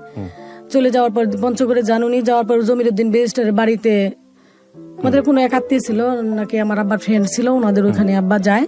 যাওয়ার পর উনি লজিং থাকেন, দীর্ঘদিন লজিং থাকার পর তারপর জমিরুদ্দিন ব্যারিস্টার বলেন, উনি আব্বাকে অনেক ভালোবাসতেন, স্টুডেন্ট ভালো ছিলেন। তো পরে বলতেছে যে আমার আব্বার ডাকনাম ছিল বকুল, বললো যে বকুল তুই লজিং থাকতেছিস, তাহলে এইভাবে তোর জীবন কিভাবে চলবে? তুই তো বিয়ে করছিস, তাহলে কি করা যায়? পরে আমার আব্বা বললেন যে স্যার তাহলে এক কাজ করেন, একটা স্কুল করে দেন, আপনার বাড়িতে আর এতদিন কিভাবে থাকবো? পরে জমিরুদ্দিন ব্যারিস্টার সাহেব উনি একটা স্কুল করে দেন। স্কুলে আবার শিক্ষকতা পেশায় চাকরি করেন। চাকরি করার পর আমার আম্মাকে তারপর ওখানে নিয়ে যান। নিয়ে যাওয়ার পর আমরা মানে একই আমরা 5টা বোন হই। তো আমার ভাই না থাকার কারণে আমার আব্বাকে 30 বছর আব্বার ওখানে ছিলেন, পঞ্চগড়ে ছিলেন। ভাই না হওয়ার পর আমার নানাও প্রাইমারি স্কুলের প্রধান শিক্ষক ছিলেন। সে দুঃখ প্রকাশ করলো যে 5টা মেয়ে আমি আমার মেয়েকে কিভাবে দেশে রাখবো। আমার আব্বাকে ট্রান্সফার করে নিয়ে তারপর টাঙ্গাইলে চলে আসেন। তারপর আমার আব্বা এই দেশে চলে আসেন, আমার আম্মাকে আমরা চলে আসি। আসার পর থেকেই মানে আমরা তো 5 বোন, সবার চোখে দেখাও যায় যে 5টা মেয়ে, মাস্টারের 5টা মেয়ে, এগুলা কিভাবে কি করবে। তো বড় বোনকে যখন 5-এ পড়ে তখন বিয়ে দিয়ে দেয়। মানে সমাজ থেকে, বাড়ির থেকে, ফ্যামিলির থেকে বলে যে দায় ছাড়া মানে কাজ করেন। তখন 5ম শ্রেণীতে পড়ে আমার ছোট বোনটাকে মানে এইভাবে বিয়ে দেন। তারপর আমার যে বড়, আমরা 2 বোন একত্র পড়ি, তো ও বোনটাকে 5ম শ্রেণীতে আমরা পাশ করলাম। ওই আমার ইমিডিয়েটলি বড় ভাই বোনটাকে বিয়ে দিয়ে দিলেন। তারপর সিরিয়ালে আমি থাকি। আমি থাকার পর আমার যখন আমি 9ম শ্রেণীতে পড়ি তখন আমাকে বিয়ে দেন। বিয়ে দেওয়ার পর আসলে বিয়ের জীবনটা যে কি আসলে জানতাম না, যে বিয়ে হয় এটাই বুঝতাম। আসলে তখন এতটা নির্বোধ ছিলাম, জীবনটা আসলে জীবন সম্পর্কে কিছু বুঝিনি। মানে বাবার সংসার খাইতাম, যদিও আমার বাবা প্রাথমিক বিদ্যালয়ে প্রধান শিক্ষক ছিলেন, অনেক আদর করতেন, বিশেষ করে আমাকে আমার আব্বা অনেক আদর করতেন। আমি ছাত্রী ভালো ছিলাম। আমি ওই 2 বোনকে বিয়ে দেওয়ার পর আমি সিরিয়ালে থাকি। তখন আমি 9ম শ্রেণীতে পড়ি এবং বাবা আপনাকে খুব ভালোবাসতেন। আমি আরবিতেও ভালো পড়ালেখা করছি, আরবিতেও। আমি আমার নানা বলছিলেন যে আমাকে কোরআন তেলাওয়াত শিখাবে, 30 সিবার হাফেজ বানাবে। তো আমার আব্বা বললেন যে না, ওনাকে আমি ভালো স্টুডেন্ট, আমি ওনাকে মানে উচ্চ শিক্ষায় শিক্ষিত করব। তারপর 9ম শ্রেণীতে যখন যাই তখন আমার ফ্যামিলির থেকে একটা ভালো ছেলে পায়, ওনার একটা চাকরি হয় নৌ পরিবহনে। তারপর ওনাকে দিয়ে বিয়ে দিয়ে দেয় আমার চাচা।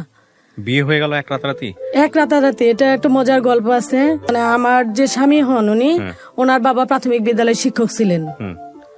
তো আমার চাচা এবং আমার আব্বার সাথে ওনাদের সাথে একটা ঘনিষ্ঠতা ছিল। আমার স্টুডেন্ট ছিল আমার চাচার। পরে উনি বললেন যে তাহলে মেয়ে আছে, ছেলেটার চাকরি হয়ে গেল নৌ পরিবহনের, তাহলে আমরা একটা বিয়ে দিয়ে দিই। তারপর আমরা সিরিয়ালে 3 জন বোন, আমার চাচাতো বোন, আমার নিচে আরো 2 বোন আছি, আমরা ছোট। তারপরে কথা আলোচনা করে বিকেলবেলায় আমাকে যে শাড়ি কিনে দিবে বা মেহেদি দিবে, যে বিয়ের যে একটা মানে আনুষ্ঠানিকতা আছে, সে আনুষ্ঠানিকতা ছাড়াই আমাকে মানে বিকেল 4টায় মানে কাজী আনার পর বলতেছে যে কি ব্যাপার, মেয়ে নিয়ে আসেন, আমাকে মেয়ে দেখবো। আমি মেয়ে ছাড়া আমি বিয়ে পড়াবো না, আপনারা বিয়ে ঠিক করছেন, ঠিক আছে আমাকে মেয়ে নিয়ে আসেন। মেয়ে আমাকে নিচে নেওয়ার পর বলতেছে যে না, এই মেয়েতে বিয়ে দেওয়া যাবে না, আমি বিয়ে পড়াবো, আমি চলে যাই, আমার তো জেল খাটতে হবে, বয়স হয়নি। তার আমি এত মানে ছোট ছিলাম, দেখতে তো তখন একেবারে হালকা পাতলা ছিলাম। তারপর বলতেছে কাজে চলে যাবে, পরে বলতেছে না আপনি যাবেন না, আমার ফ্যামিলির লোকজন বলতেছে, আমার চাচা বলতেছে যাবেন না, মেয়ের কোনো সমস্যা নেই। কয় না মেয়ে দেখে আমার অনেক কষ্ট লাগছে, মেয়েকে বিয়ে দেওয়া যাবে না, এরকম মানে কথা বলতেছে। আমি কিছু বলি না, সামাজিকতা তখন তো আমরা অনেক বোকা ছিলাম, মানে আমাদের তখন একটা ইয়ের মধ্যে থাকতে হয়েছে, গণ্ডির ভিতরে থাকতে হয়েছে। 94-93 সালে তখন তো মেয়েরা অনেক বাবা মা ভাই বোন মানে আত্মীয় স্বজন দেখে অনেকটাই তাদের সামাজিকতা রক্ষা করতে চলতে হয়েছে। তারপর ওইভাবে মানে উনি চলে যাবে কাজে, ফ্যামিলির থেকে পরে লোকজন আসলেন, গ্রামের 2-4 জন মাতাব্বর আসলেন, বললেন যে না সমস্যা নেই, আপনি বিয়ে পড়ান, মেয়ে তো আমাদের, আমরা বুঝবো। পরে আমাকে ডেকে নিল, ডেকে নিয়ে বললেন যে তুমি কিছু বলবা, তোমাকে বিয়ে দিচ্ছে। আমি যে সমস্যা নেই বাবা মা দিয়ে দিলে। বিয়ে বুঝতেন তখন ওই সময়টাতে? আমি কিছুই বুঝতাম না আসলে যে বিয়ে হলে যে স্বামীর সংসারে যেতে হয়, যে মানে স্বামীর সঙ্গে সারা জীবন থাকতে হয়, এগুলি আমি বুঝতাম না, কিছুই বুঝতাম না। আমি শুধু স্কুলে যেতাম, সংসারে থাকতাম, কাজ করতাম বাবা মার সঙ্গে, মার সঙ্গে, এটুকুই আমার এই ধারণা ছিল। তারপর বিয়ে দেয়, বিয়ে দেওয়ার পর ঘটনা হচ্ছে যে আমাকে বিকাল 4টে আমার বিয়ে পড়ায়। শুধু এক আমার ভাবি আছেন, ওই ভাবি এসে বলতেছে যে তোর তো বিয়ে হচ্ছে, আয় তোরকে মেহেদি পড়াই, তো শাড়ি পড়াই, শাড়ি আনি নাই, মানে গ্রামের মহিলা আছে না, এই কথা শুনে যে আমার নাম বেদেনা, যে বেদেনা বিয়ে হচ্ছে, বর আসছে, এরকম কথাবার্তা বলতেছে, লোকজন আসতেছে, আমাদের বিশাল বড় একটা বাড়ি। তারপরে এসে দেখি তোমার এক ফুবা এসে বলতেছে যে এখানে রুমে আসো, তোমার সাথে কথা আছে। কি কথা বলেন? আমার এক ভাবি আছে, জোর করে নিয়ে যায় গোসল করে, না একটু গোসল করাইতে হবে, ছোট মানুষ গোসল করাইতে হবে। পরে গোসল করাইলো, মানে আমার একটা পুরনো শাড়ি ছিল, পরে শাড়িটা নিয়ে দিল, পরে শাড়িটা পরলাম, একেবারে পাতলা, এই যে হাতের মুঠোই শাড়িটা, হাতের মুঠোই যে শাড়ি আসে ওই শাড়িটা, মুসলিম শাড়িটা ছিল, ওইটা নিয়ে গেলেন, পরে পরাই দিলেন, দেওয়ার পরে ঘরে নিয়ে গেল। পরে আমার ফুপা গেলেন, এক কাজে গেলেন, যা উনি ওই যে যেগুলো বলা আর কি বিয়ের যে দোয়া দরুদ পাঠ করে বলতেছে কবুল বলো। আমার বলতে আর দেরি হয় নাই, আমি মানে বলছি, আমি সাথে সাথে বলে দিছি যে বিয়ে দিচ্ছে, বিয়ে হবে, বাস বললাম। বলার পর তো জীবনের মানে শুরু হলো জীবনের কষ্ট। কি বিয়ে দিল, এক মানে তাৎক্ষণিক বিয়ে, তাৎক্ষণিক বিয়ে আমার হাজবেন্ড। তারপর তো বিয়ে দেওয়ার পর ওনার সাথে আর আমার ওই দিন আর কথা না, ওনাকে নিয়ে চট্টগ্রাম চলে গেলেন আমার চাচা। আমার চাচা চলে গেলেন, ওনার মেডিকেল আছে, নৌ পরিবহনের মেডিকেল, তো মেডিকেলে নিয়ে গেলেন। উনি আমার সাথে কিছু কথা বলে গেলেন না, জাস্ট এমনি বললো যে আমাকে তো যেতেই হচ্ছে আজকে, আচ্ছা ঠিক আছে, এই কথাই বলে উনি চলে গেল।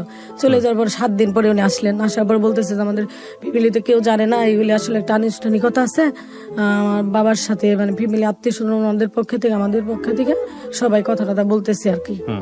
বলার পর বলে যে আমরা একটা অনুষ্ঠান করবো। অনুষ্ঠান আর ওনারা করলেন না, 1 সপ্তাহ চলে গেল, অনুষ্ঠান করলেন না। পরে উনি আসলেন, আসার পর আবার অনেক বুদ্ধিসম্পন্ন ছেলে মানুষ, তো বুঝতেই পারেন, ডিগ্রিতে পড়াশোনা করে, তারপর তাদের তো কমার্শিয়াল অনেক ব্রেন তাদের আছেই, থাকবেই স্বাভাবিক। 1 সপ্তাহ পর ওনার সাথে দেখা করার পর উনি চলে গেলেন, আবার সময় নিলেন, নেওয়ার পরে ওনারা একদিন আসলেন আমাদের বাড়িতে। ছেলে কি করতেন তখন? ওনার চাকরি হলো নিউ পরিবহনে।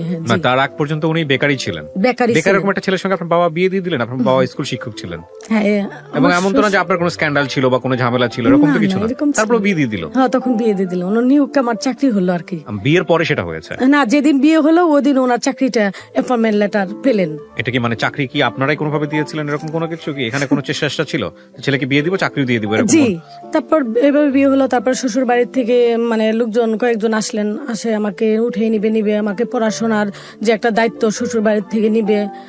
আমার আব্বার তো অবস্থা বুঝতেই পারছেন, আমার 5টা বোন, 1 ভাই, তো সংসার আমাদের অনেক বড় একটা সংসার বাবার বাড়িতে। তারপর শ্বশুর বাড়িতে আমার শ্বশুর এসে বললো আমি অনুষ্ঠান করতে পারবো না। বেশ কিছুদিন, 3 মাস পরে উনি এসে আমাকে নিয়ে গেলেন। 3 মাস পরে আসলো। এর মাঝে আমার শ্বশুর আসতেন, আমাকে আদর করতেন আমার শ্বশুর, বৌমা বলে ডাকতেন। তারপর আমি শ্বশুর বাড়িতে যাই। শ্বশুর বাড়িতে আমার দেবর ভাসুর এরা ফ্যামিলিতে আছেন। আমাকে পড়ালেখার দায়িত্ব শ্বশুর নিয়েছেন। নেওয়ার পর ওখানে যাওয়ার পর দেখা গেল যে আমাকে 3 বেলা রান্না করতে হয়, কাজ করতে হয়। মানে গ্রামের বাড়ি বুঝতেই পারেন যে কি পরিমাণ মশলা বা বাড়তি হয়েছে আমার অনেকগুলি। ঘর ঝাড়ু থেকে রান্না বান্না, মোছা, তারপর ওই কাজ যত আছে, মানে কাপড় ধোয়ার থেকে সমস্ত কাজ আমাকে করতে হয়েছে। সকাল মানে ভোরে উঠতে হয়েছে গ্রামের বাড়ি, মানে একটু লেট করে তো ওঠার সম্ভাবনা কখনোই ছিল না। রাতে আজানের সময় উঠতে হয়েছে, ওঠার পর সারাদিন মানে কন্টিনিউ কাজ করতে হয়েছে। যদি আমি পড়াশোনার কথা বলতাম দেখা যাইতো যে সবাই রাগ করতেন, কিসের পড়াশোনা, বউ মানুষ পড়াশোনা করতে হবে না, পড়াশোনা করে কি হবে। তখন আপনি ক্লাস 9 এ পড়ছেন? তখন আমি ক্লাস 9 এ পড়ি। রাত 10টা পর্যন্ত আমার ভাসুর বিজনেস করতো, আমি বসে থাকতাম। ভাসুর আসতো, দেবর বন্ধু বান্ধব নিয়ে আড্ডা দিত, মানে বিজনেস করতো। ওরা আসতো রাত 10টা 11টায়, অনেক সময় 12টা 1টা বেজে যাইতো, আমি বসে থাকতাম। পড়াশোনা ব্যাঘাত ঘটতো? হ্যাঁ, ব্যাঘাত ঘটতো। আমি হাজবেন্ডকে বলতাম যে কি ব্যাপার, আমাকে তো পড়াশোনা করতে হবে, আমি তো পড়াশোনা করবো, আমার বাবা পড়াশোনা করাবে বলছে, আমার শ্বশুর বলছে পড়াশোনা করাবে, আমাকে তো এখানে পড়াশোনা হচ্ছে না। শ্বশুর বাড়িতে দেখা যাইতো যে অনেক সময় মানে তাদের ভিতরে মানে একটা মানে ঝগড়া লাগতো, এদের পারিবারিক ভাবে ঝগড়া লেগে থাকতো। ওখানে দেখা যেত আমি 8-10 দিন থাকতাম, থাকার পর আবার বাবার বাড়িতে আসতাম। আসলেও দেখা যায় এখানেও আমার বিয়ে হয়ে গেছে, এখানেও আমার একটা সমস্যা, স্বামীকে নিয়ে থাকা। ওনার তখন ট্রেনিং হওয়ার কথা ছিল, তো ট্রেনিং আর শুরু হলে না বা স্থগিত। তো 6 মাস ওনাকে নিয়ে আমার বাবার বাড়ি থেকে কিছুদিন আবার থাকি দেখা যায় শ্বশুর বাড়িতে। শ্বশুর বাড়িতে গেলেও একই অবস্থা, ওখানে এসে শ্বশুর আমাকে নিয়ে যাওয়ার পর এরকম কাজ করতে হয়। মানে কাজ করার ক্ষেত্রে দেখা যায় যে আমি যদি আমার মানে একটু মনক্ষুণ্ণ হই, হাজবেন্ড বলে যে মনক্ষুণ্ণ হওয়া যাবে না, এখানে জীবন এটাই মানুষের জীবন। তো মানে আমি বলতাম যে বারবার আমার তো এটা জীবন না, আমি কেন আমাকে মানে বিয়ে দিল বাবা মা, আমার জীবনটাকে ফিরে, আগের জীবনটা আমাকে ফিরিয়ে দেওয়া হোক। আমার কথা এটা ছিল, আমি হাজবেন্ডকে বারবার বলছি যে আমার আগের জীবনটা আমাকে ফিরিয়ে দেওয়া হোক, আমি পড়াশোনা করবো, আমি প্রতিষ্ঠিত হব। আমার এরকম ইচ্ছা ছিল। মানে একদিন আমার ননাস, তার নানি অসুস্থ, এদিকে আমার পরীক্ষা, এভাবে মানে কন্টিনিউ আমার চলতো।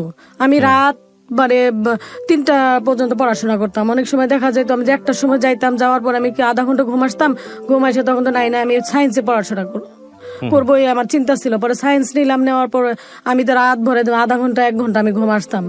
ঘুম পরে মানে আমার একটা মাথার মধ্যে টেনশন ছিল, সংসার, আর একদিকে পড়াশোনা আমার টেনশন ছিল যে আমাকে পড়াশোনা করে প্রতিষ্ঠিত হইতে হবে, যে যাই কিছু বলুক।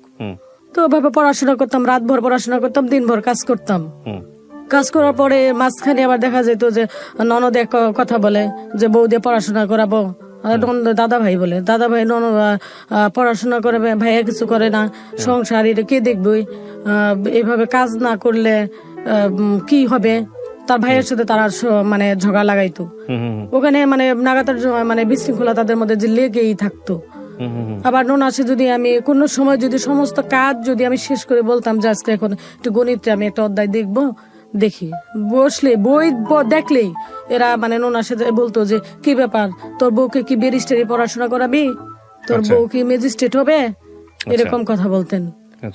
মানে ভাসুরেও মানে যদি পড়াশোনার কথা বলতো কিসের পড়াশোনা, বউ মানুষ পড়াশোনা করার দরকার নেই, এত পড়াশোনা করে কি হবে, বউ মানুষ কাজ করবে। আর আমি তো কাজের মানে এতটাই মানে কর্মী ছিলাম, আমার শাশুড়ি আমাকে আদর করতেন, বলতেন যে তুমি চেষ্টা করো, আমি তো পাচ্ছি না, এই সংসার কি করব আমি জানি না, আমি কি করবো আমি জানি না। আমার শাশুড়ি এই কথা বলতো যে আমি শিক্ষিত ফ্যামিলির একটা মেয়ে আনছি, আনার পর এখানে এই সমস্যা, মানে কেউ মানে কোনো কিছু বলার ছিল না। হাজবেন্ড মানে সাপোর্ট করতো উনি মানে নিরুপায় ছিলেন, তখন বেকার অবস্থা, ওনার ট্রেনিং হওয়ার কথা ছিল, ট্রেনিং হলো না। ইতিমধ্যে আমার শাশুড়িটা মানে ওইভাবে মারা যান, স্ট্রোক করে মারা যান, মানে সংসার থেকে চলে যান, চিরবিদায় নেন।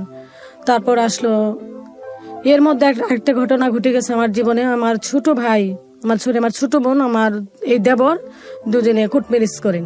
আচ্ছা, কোর্ট ম্যারেজ করে বিয়ে করে, সেখানে আমার একটা জীবনের মানে দুর্ঘটনা ঘটে যায়। মানে কি আপনাকে ব্লেম দেওয়া হয়? হ্যাঁ, এখানে আমাকে ব্লেম দেয়নি, আমি জানিও না ঘটনাটা। আমার বাবার বাড়ি থেকে আমার বোনটা পালিয়ে যায়। আমার বোনটা অনেক সুন্দরী, আমার দেবর ওনাকে, আপনারই আপন বোন? আমারই আপন বোন। আপনার দেবর বিয়ে করে? আমি জানতাম না। সেখানে আমার অনেক মানে কষ্ট গেছে, আমি সংসারে বাবার বাড়ি যেতে পারি নাই, শ্বশুর বাড়িতে আমি এভাবে মানে কাজকর্ম করে যেতাম, এভাবে রাতভর পড়াশোনা করতাম যে আমাকে প্রতিষ্ঠিত হতেই হবে। এই বোনটাকে এভাবে মানে ওনারা বিয়ে করে, জানে ওনাদের ফ্যামিলি জানে, সবাই নিয়ে যাওয়ার পর আমি আর শ্বশুর বাড়িতে থাকতে পারলাম না, থাকার মতো পরিবেশ ছিল না ওখানে আমার। একদিকে বোন আমার বাবার বাড়িতে দোষারোপ করলেন, মানে প্রেম করে মানে বিয়ে করলে তখন বাবার বাড়ি কাউকে ভালো লাগে না, শ্বশুর বাড়ি সবাইকে ভালো লাগে, এটাই কিন্তু স্বাভাবিক। আর আমার বোন আমার হাজবেন্ডের ছোট ভাইকে বিয়ে করলেন, আমার ফ্যামিলির থেকে অনেক ধরনের এটা সামাজিকতার অনেকটাই হ্যাঁ হয়ে গেছে, তখন আর আমি শ্বশুর বাড়িতে থাকতে পারলাম না। তখন চলে আসি বাবার বাড়িতে। বাবার বাড়িতেও থাকা সম্ভব হয়নি। আচ্ছা, দুই জায়গাতেই মানে একটা মানে এতটা মানে জীবনের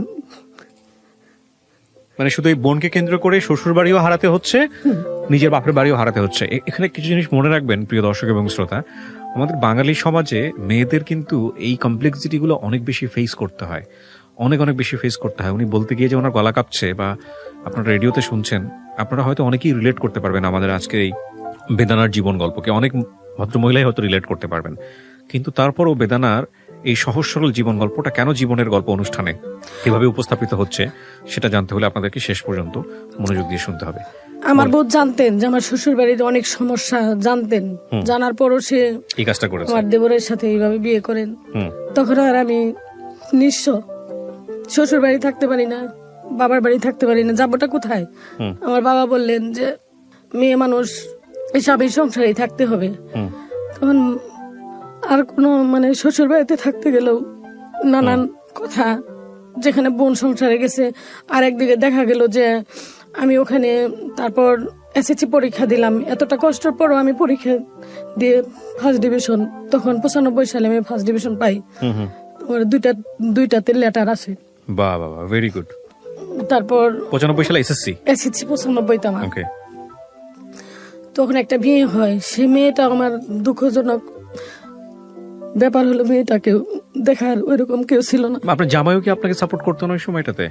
এর মাঝে উনি মানে একটু আমার থাকতো, মানে গ্যাপ থাকতো ওনার। এর কারণে মানে আমার বোনকে যে নিয়ে দেওয়ার পর উনি সব ঘটনাই জানতেন ওনাকে, মানে ওনার ভাইকে এবং আমার বোনকে মানে প্রতিষ্ঠিত করার জন্য ওনাদের একটা কেমন একটা সাইড ছিল। এটা বাস্তবতা, আসলে কঠিন বিষয়। ওনাদের ফ্যামিলিতে মানে আমাদেরকে নিতে পারলে, আমার বোনটাকে নিতে পারলে ওনারা আর একটু এস্টাবলিশ হতে পারতো, এরকম চিন্তা ভাবনা ওনাদের ছিল আর কি। তারপর আমি ওখান থেকে চলে আসলাম। এর মাঝে তো আমার মেয়েটা হয়ে যায়, উনি ট্রেনিং এ চলে যান, 6 মাস ট্রেনিং করেন। ট্রেনিং চলাকালীন সময় আমি কিছুদিন মামার বাড়িতে থাকি। মামার বাড়ি থেকে ট্রেনিং শুরু হয়। ট্রেনিং শুরু হয়, উনি বাবার বাড়ি থেকে কোনো সাপোর্ট পাননি। আমার বাবাই ওনাকে সাপোর্ট দিয়েছেন, আমার এক চাচা অর্থনৈতিকভাবে আমার চাচা সাপোর্ট দেন। তারপর আমি আমার এই যে বোন গেল ওখানে, আমি বাবার বাড়ি যেতে পারছি না, আমার একটা ছোট বেবি, উনি বুকের দুধ পাচ্ছে না, ওনাকে আমার বাইরে দিয়ে খাওয়াইতে হয়। কিছু কিছু আত্মীয় স্বজন ছিল আমাকে সহযোগিতা করে। খুবই মোমেন্টাল আসলে এই বিষয়গুলো লাইফের জন্য, খুব বেশি মোমেন্টাল। তারপর আমি চট্টগ্রাম চলে যাই চাচার বাসায়।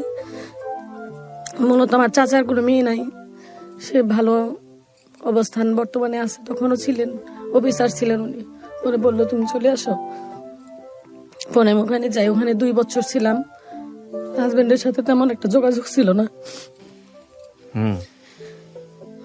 ইতিমধ্যে আবার আমার বোনটা আমার দেবরের কাছে থাকার সময় আমি তো চলেই গেলাম চট্টগ্রাম। ওনার একটা বেবি হয়, ছেলে হয়, ওনারা বাড়িতে থাকেন। হাজবেন্ড ওইখান থেকে ট্রেনিং শেষ করে ওখান থেকে আবার বাইরে চলে যায়। মূলত উনি শিপে চাকরিতে জয়েন করেন। যাওয়ার পর বাড়িতে বাবাকে টাকা দেন, সংসারে টাকা দেন। এখানে আমার চাচা ওনাকে অনেক মানে আমাকে রাখবেই না। আমার চাচা বলে তুমি ওনাকে ছেড়ে দাও, মেয়েটা দিয়ে দাও, তোমাকে আমি সুন্দর বিয়ে দিয়ে দিব, তোমার লাইফে কিচ্ছু হয়নি। কিন্তু আপনার জামাইয়ের সঙ্গে কি বিষয়গুলো নিয়ে কখনো কোনো সমস্যা হচ্ছিল না? ওর সঙ্গে কথা কাটাকাটি করা, মনোমালিন্য করা, এরকম কোনো কিছু হচ্ছিল কি? ছিল এই বিষয়টা। আমার বোনকে যে উনি ভাইকে নিয়ে দিল, এগুলা নিয়ে আমি আপনাকে প্রেসার দিত, আপনাকে প্রেসার দিত, আমাকে কিছু বলতে দিত না। আচ্ছা, কিছুই বলতে দিত না ওনারা। ওকে, আপনার জামাইয়ের কাছ থেকে কি আপনি কোনো সাপোর্ট পেয়েছেন না পান নাই? তখন আমি মেন্টালি সাপোর্ট পান নাই? না, মেন্টালিটি আমাকে সাপোর্ট উনি দেননি। শুধু যে পড়াশোনা করতাম, তখন আমাকে যখন ফ্যামিলিতে ছিলাম, এই বোনের ঘটনা হওয়ার আগে উনি আমাকে অনেক সাপোর্ট দিতেন। অর্থনৈতিক না দিতে পারলেও একটু রাতে আমি পড়াশোনা করতাম বা দিনে কাজ করতাম, এটা নিয়ে বাড়িতে অনেক মানে উনি বাকবিতন্ড করতেন আর কি। তারপর চট্টগ্রামে ছিলাম 2 বছর থাকার পর আমার মেয়ে বেবিটা বড় মোটামুটি একটু অবস্থানে আসে। এদিকে তো আমার শ্বশুর মানে অসুস্থ হয়ে পড়েন, শাশুড়ি মারা যান। তারপরে আমি আমার বাবার বাড়িতে আসি, আমার মা যায় আমাকে নিয়ে আসে। আসলাম দেশে, টাঙ্গাইলে আসলাম। আসার পর দেখি যে বোনটা ওইখানে থাকে, আমার দেবরও তাকে মানসিক মানে যন্ত্রণা করে। হাজবেন্ডের সাথে ওইদিকে আবার আমার তখন একটু ভালো অবস্থা নিয়ে হয়ে গেছে আর কি। মেয়ে আছে যেহেতু একটা, আর আমি তো ছাড়তেছি না। জানে যে আমাকে ফ্যামিলির থেকে আমার চাচা, অনেক আত্মীয় স্বজন, আমার মামারা বলছে যে তুমি চলে আসো এখান থেকে, তোমাকে আমরা ভালো বিয়ে দিয়ে দেবো, তোমার প্রতিষ্ঠিত হওয়ার জন্য আমাদের যা লাগে আমরা করব। কিন্তু আমি বলছি যে মেয়েদের বিয়ে তো একটাই, আর জীবন তো একটাই। আমার একটা মেয়ে হয়েছে, থাক আমি না হয় মানুষের বাসায় কাজ করেই খাবো, তবু আমি আমার জীবনটাকে আমি একক ভাবেই কাটাবো। উনিও আস্তে আস্তে নিজের এইটা বুঝতে পারছে। পরে যখন টাঙ্গাইলে আসি, বাবার বাড়িতে আসার পর দেখি যে আমার বোনের অবস্থাও তেমন ভালো না, দেবর কিছু করে না, উনিও মানে দুষ্ট প্রকৃতির লোকজনের সাথে তার সঙ্গ। আমার হাজবেন্ড টাকা দেয়, ওই টাকা নিয়ে সে চলে ফিরে। তার মধ্যে একটা ছেলে হয়েছে, সেই ছেলেটাও অসুস্থ হয়। আমি বাবার বাড়ি থেকে পরে আমাকে আত্মীয় স্বজন এসে আমার শ্বশুর বাড়িতে নিয়ে যান। নিয়ে যাওয়ার পর কিছুদিন থাকার পর দেখা গেল যে এরা ভাই বোন সবাই একাত্র থাকে। আমার শ্বশুরের পেনশনের টাকাগুলো, সমস্ত টাকাগুলো আমার ভাসুর নিয়ে খরচ করছে। সমস্ত টাকাই আমার শ্বশুরের পেনশনের টাকা আমার ভাসুর খরচ করেন। খরচ করার পর সে ওই টাকা দিয়ে ফ্যামিলির কিছু কিছু সাপোর্ট দেন, আর টাকা দিয়ে সে মানে তার মতো করে সে চলে। তারপর ওখানে থাকি আমি, শ্বশুর বাড়িতে আমি নিয়ে যাওয়ার পর ওখান থেকে থাকা শুরু করলাম। আবার থাকার পর দেখা যায় ভাই বোনরা আবার এরা মানে ঝগড়া বিবাদ সৃষ্টি করার পর ওখানে ভাসুর আর থাকতে দিবে না, কাউকে থাকতে দিবে না, সে একাই বাড়িতে থাকবে বলতে আমার ভাসুর আমার শ্বশুরের কাছ থেকে সমস্ত সম্পত্তি লিখে নিচ্ছে। তারপর ঘরে দিয়ে দিল তালা। কোথায় যাব এখন? দেবরকে বলি তাহলে কোথায় যাবো, আমাকে নিয়ে আসলা। ছোট বোনকে বললি যে জীবনের লাইফটা আমাকেও নষ্ট করে দিলি, তুইও তো নষ্ট হয়ে গেলি। এখন একটা বেবি হয়েছে, তুই কি করবি? আমার একটা মেয়ে হয়েছে, আমি এখন কি করব বল। তারপর আমি সেই গ্রাম থেকে আবার চলে যাই শহরে, যাই একটা বাসা নিয়ে থাকা শুরু করি। তখন দেখা যায় যে ওই দেবর ছোট বোনের সাথে নিয়তেই ঝগড়া করে, কি করবে বেকার। আমার হাজবেন্ড কিছু টাকা দেয়, মাসে 5,000 টাকা দিয়ে দিয়ে আমাদের বাসা ভাড়া দিই, 2,000 টাকা, আর দিয়ে 3,000 টাকা দিয়ে আমরা চলি। বাবার বাড়ি থেকে ধান নেই, চাল নেই, এটা সেটা আমার আম্মা পাঠিয়ে দেয়, বা এসে নেই। থাকা শুরু করলাম। থাকতে দেখা গেলো যে দেবরকে আবার বিদেশ পাঠিয়ে দিলাম। আচ্ছা, বিদেশ দিয়ে দিলাম।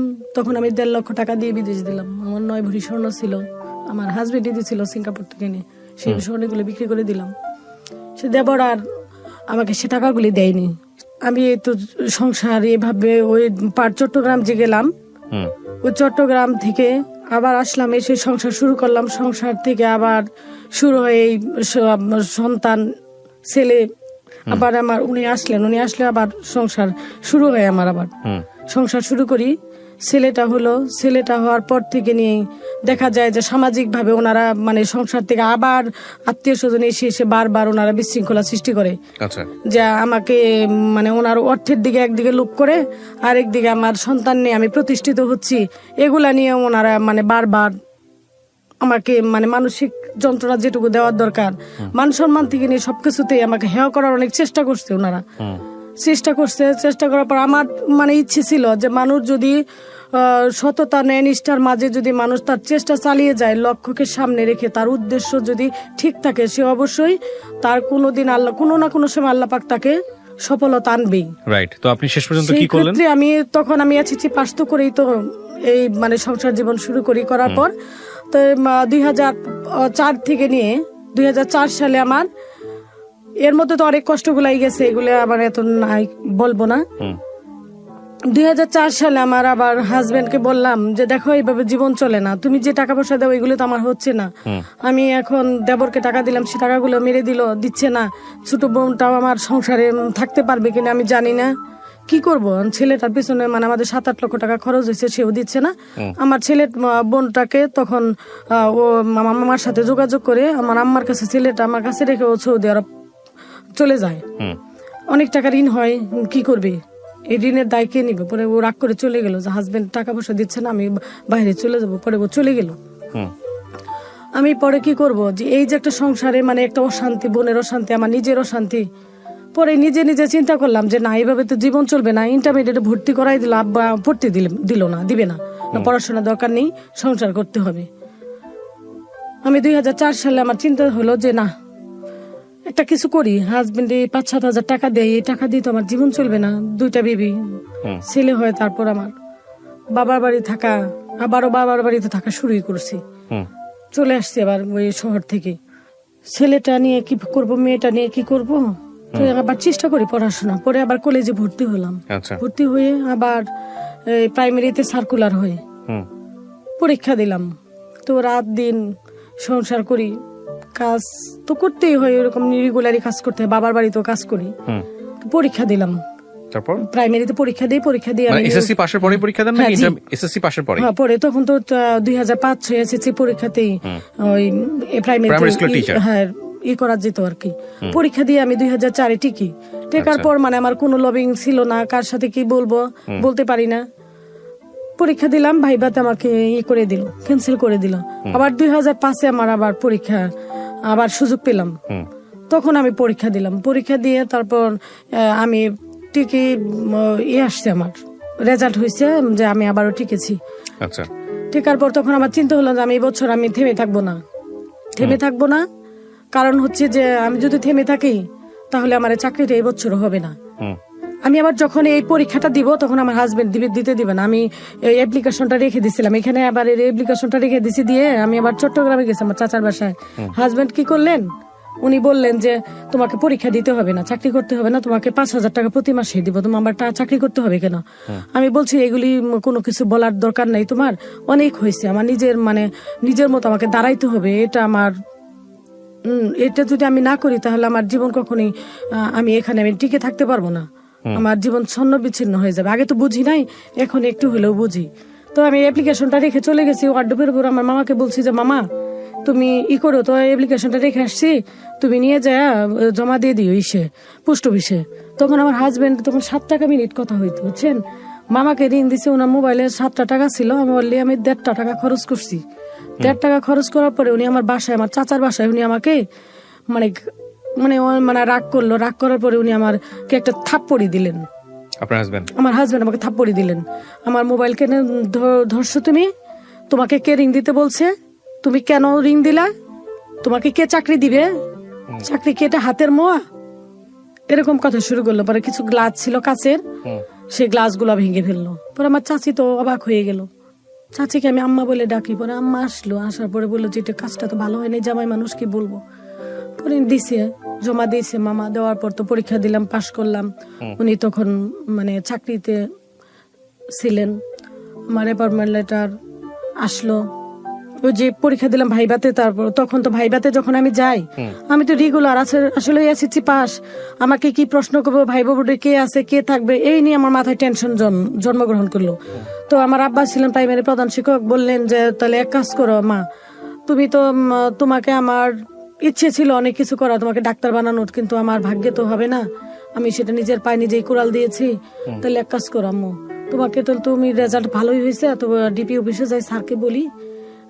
আব্বা আমাকে নিয়ে গেল, বললেন যে স্যার দেখেনি যে আমার মেয়েটা, আমি তো ভুল করে মেয়েটাকে ছোট সময় বিয়ে দিয়ে দিছি, মেয়েটা তো পরীক্ষা দিছে, পাশ করছে, স্যার আমার তো মেয়ে এমনি তো আমার দিকে তাকায়, আমার মেয়েটাকে চাকরি দিতে হবে, আমার একটা কোঠা আছে, সে কোঠাতে দিতে হবে। স্যার বললো আচ্ছা ঠিক আছে, সমস্যা নেই। তারপর আসার পর যে প্রতিনিয়ত পরীক্ষা হচ্ছে, ভাইবা পরীক্ষাতে আমি প্রতিদিন সেই ঘাটাল থেকে ছেলে মেয়ে রেখে, পিছিয়ে একটা মেয়ে ছিল আমার, কাজের মেয়ে ছিল, ওর কাছে রেখে আমি প্রতিদিন আব্বার কাছে রেখে আমি টাঙ্গাইলে চলে আসি।